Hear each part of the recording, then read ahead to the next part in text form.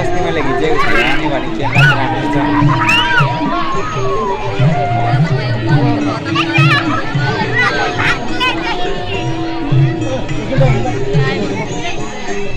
iPhone नि direct यसको camera यसको हेर्नु चाहिँ कस्तो छ खतम